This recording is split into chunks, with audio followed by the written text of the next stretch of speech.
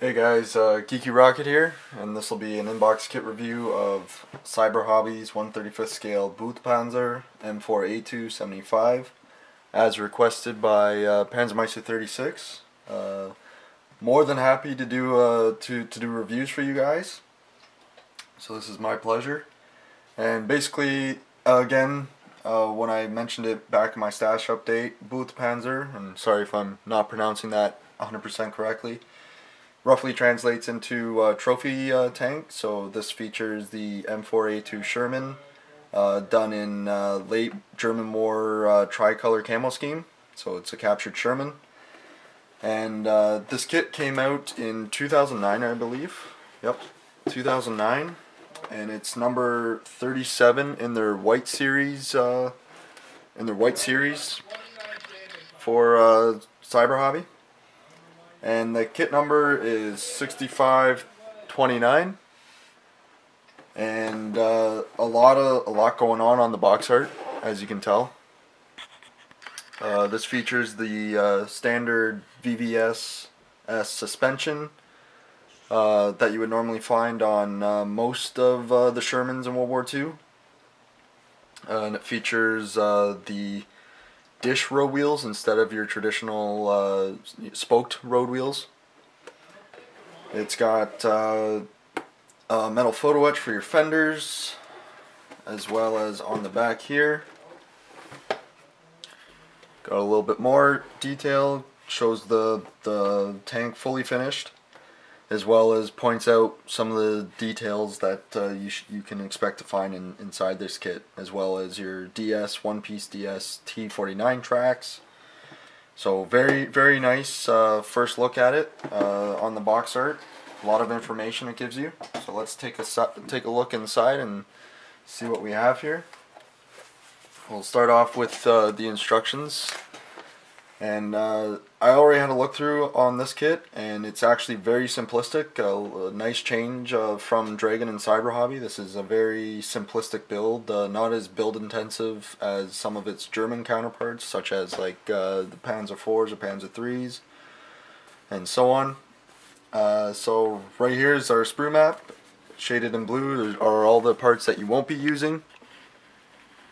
And this kit does actually feature both your spoked road wheels, as you can see here for Sprue V, as well as down here in Sprue E is your dished, or dished road wheels. Almost looks like a moon, like Volkswagen Beetles, Herbie's road wheels. Here we got a nice big photo etch fret that'll add immense detail. This kit actually does include two turret options. I had a bit of a look at them, and they look relatively the same. However, one cast texture is a little more defined than the other.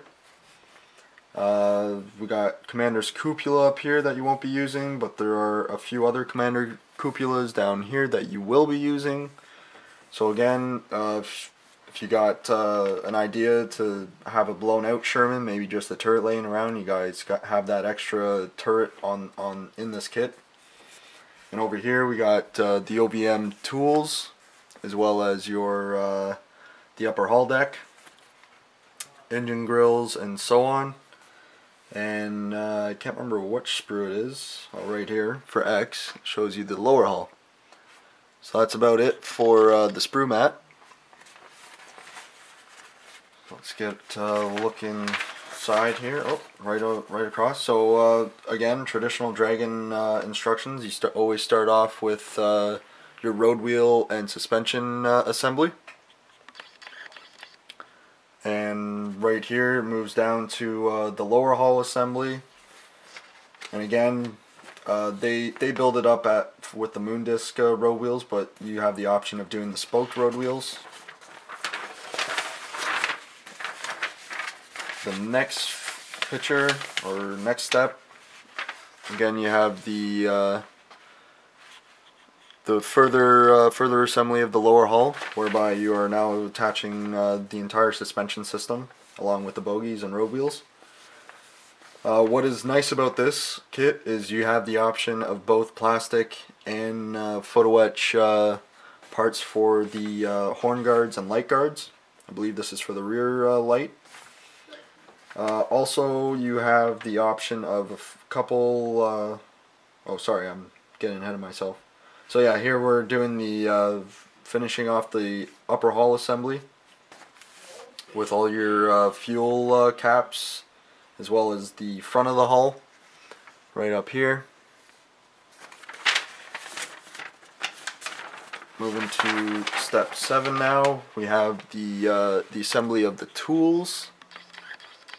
And again, you have the option of just having the molded on detail for the OVM tools, or you can remove the molded on clasps and replace them with photo etch clasps, which is a nice change. You can you have the option of doing either or. So if you're comfortable with photo etch, by all means, that will add immense detail. But if not, you can get away with it. Got the assembly of the engine deck. And be careful here for opening up your holes, your attachment points for the tools themselves. Moving along to the rear of the upper hull, we have assembly for the spare tracks, as well as it looks like I believe the beginning of the assembly for the turret. So you have the front gun manlet here. Again, I believe it offers one thing that this kit could have offered was an aluminum barrel, but right here is a one-piece molded plastic barrel, so that may be something you would want to change out. But we'll take a closer look at that when I get to the sprues. And again, here we have the rest of the turret assembly, Commander's cupola. Again, there's a couple variants or variations of the cupola that are also added in this kit, but this one seems to be the more early style. Instead of the hatch, the one-piece hatch that opens up, this is the two-piece hatch. And here is the final assembly, whereby you are attaching the upper hull to the lower hull, along with your Type 49 track one-piece DS tracks. So this is not that much of a build-intensive kit as you may usually expect to see from Dragon. There was no part count, but it doesn't seem like a whole lot of parts. I would definitely estimate under 400 parts for this kit when all is said and done. And on the back, you have your painting guide. And again, unfortunately, this kit only comes with one painting guide, but I would assume you're buying this kit because of the captured variant offered. So this details out the markings for the Balkan cruises, as well as the tricolor camo scheme, and it's offered on the Eastern Front of 1944. So very, very nicely laid out, as you can see there. And now we will get to the sprues. So first off, we have our one-piece DS tracks, Type 49. So it's got like the cleats. Not sure if this was strictly for winter use, or if this was just a variant that the Americans came out for the Sherman tanks. But as you can see, it's actually got very nicely molded on detail. I'm not sure if you'll be able to pick this up, but there are spaces in between each cleat, so it almost looks like it's molded, or almost looks like it's individually assembled, but it isn't. It is one piece. Very nice. Again, I haven't used DS tracks before, but from what I see here, these would suffice in the absence of magic tracks. There are a few pin ejector marks on here. You may be able to see. Let's see right here. They are faint, but they are there. Something you'll have to kind of just go down and sand. One thing that they do mention in here for DS tracks, again, I haven't used the DS tracks before, but they do claim to have to allow for filling, cutting, sanding, and polishing. Easy to get rid of parting lines by modeling thinner, sorry, and it can be glued using normal modeling liquid cement. So that is what they claim. Again, I haven't put that into practice yet. so hopefully all goes well when I do get to that. Next sprue we have the turret assembly, and again, what I am very impressed about is how nice the cast texture is on this kit. I'm not sure how well you'll pick it up, but it is very nice. I've never seen a molded in cast texture quite like this before, and it is superbly done.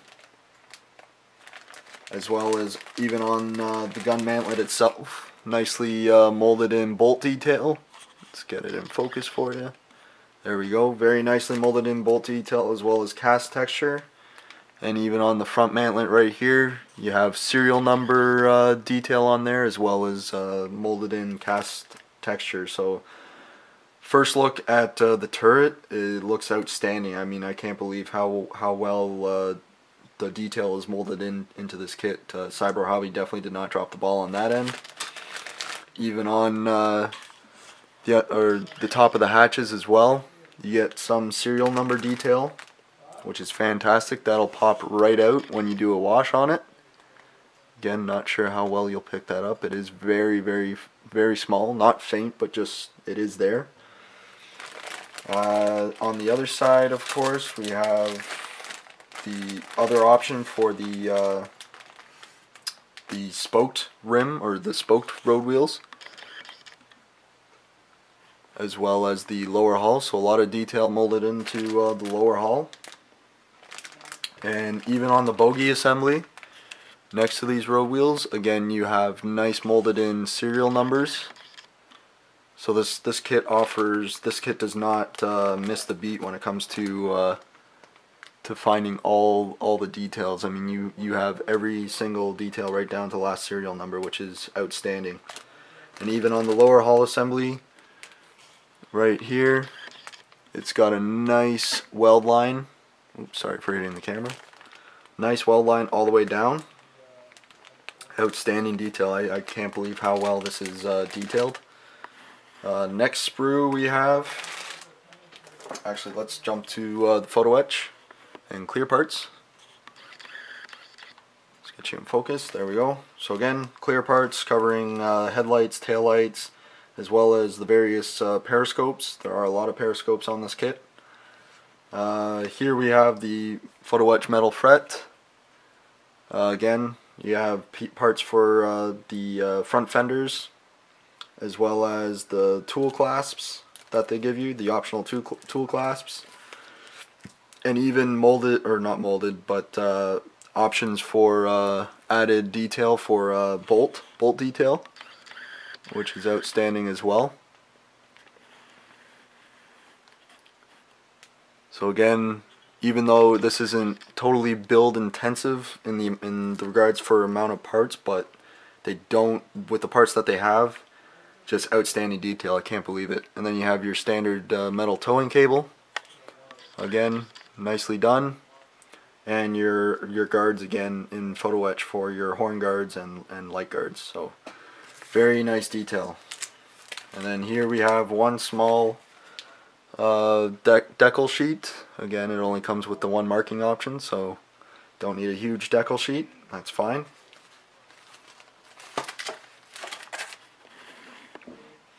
Next up we have the sprue that contains the upper hull. And again, even the front glacis plate here. Hopefully you guys can see all that. Outstanding cast texture.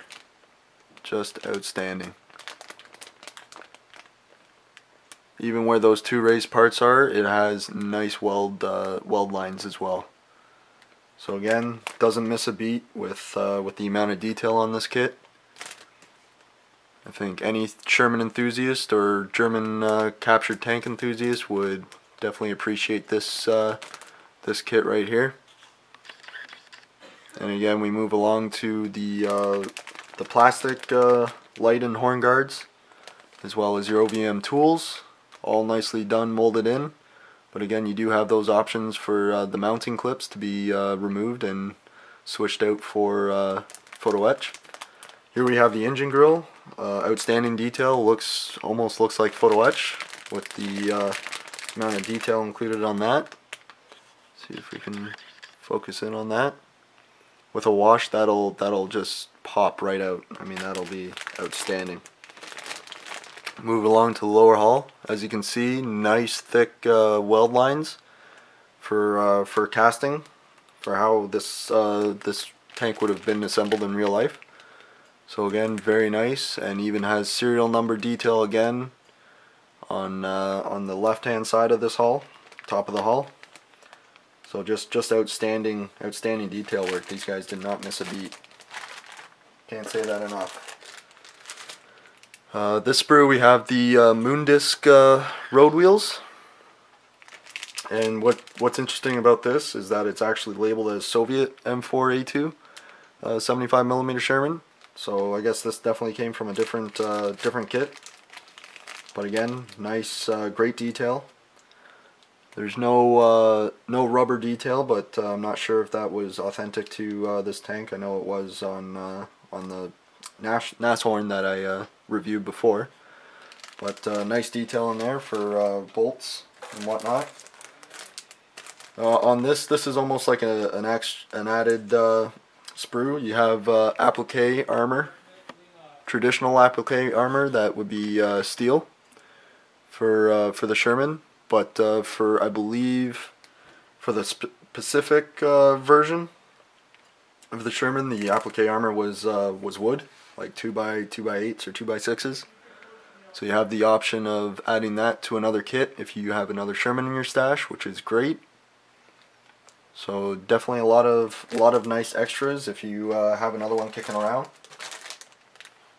Next sprue is the secondary turret.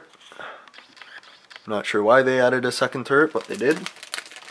And again, the cast texture on this one isn't as defined.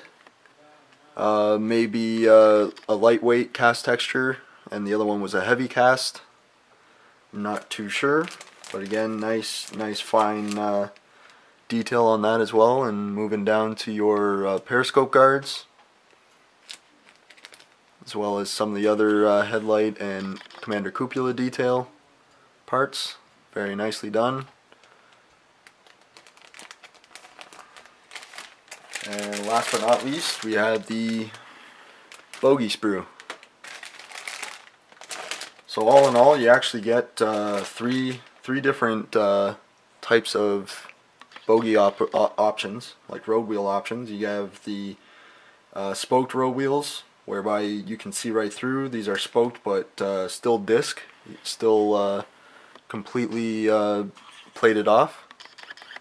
And then you have your moon disc road wheels as well that I showed previously.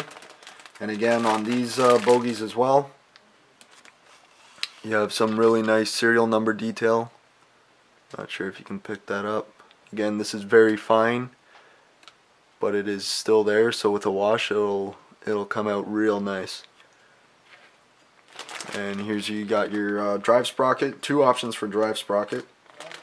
You have your looks like a full plate sprocket, and then your other kind of cookie cut it out or star shaped drive sprocket as well, again with nice bolt detail on there as well, as you can see.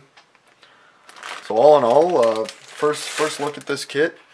Now that we've gone through all the sprues, after checking everything out, I can't say enough good things about this kit. This is an outstanding kit for the price that I got it at, and for any Sherman or captured German tank enthusiast. Excellent detail. These guys, Cyberhobby, did not miss a beat when it came to the detail. The only thing that I would have asked for, in addition to all this great stuff, is of course a 75mm aluminum gun barrel, but that shouldn't be too difficult to get your hands on. The instructions are great. It's one of the best laid out Dragon or Cyberhobby instructions I've seen to date. So very straightforward build, very all nicely done, crisp lines, not a lot of flash, a few ejector pin marks, but again, that's to be expected. You'll never have 100% free ejector pin marks, but seam lines are at a minimum. And all in all, this is a highly recommended kit, even for the beginner. I don't think the beginner should have a tough time with this as well, unless they are a little unsure of how to work with photo etch. But all in all, outstanding kit. Can't recommend this enough. So that'll be it for this review, guys, and hope you guys enjoyed it. Thanks for watching, and I'll catch you later. Cheers.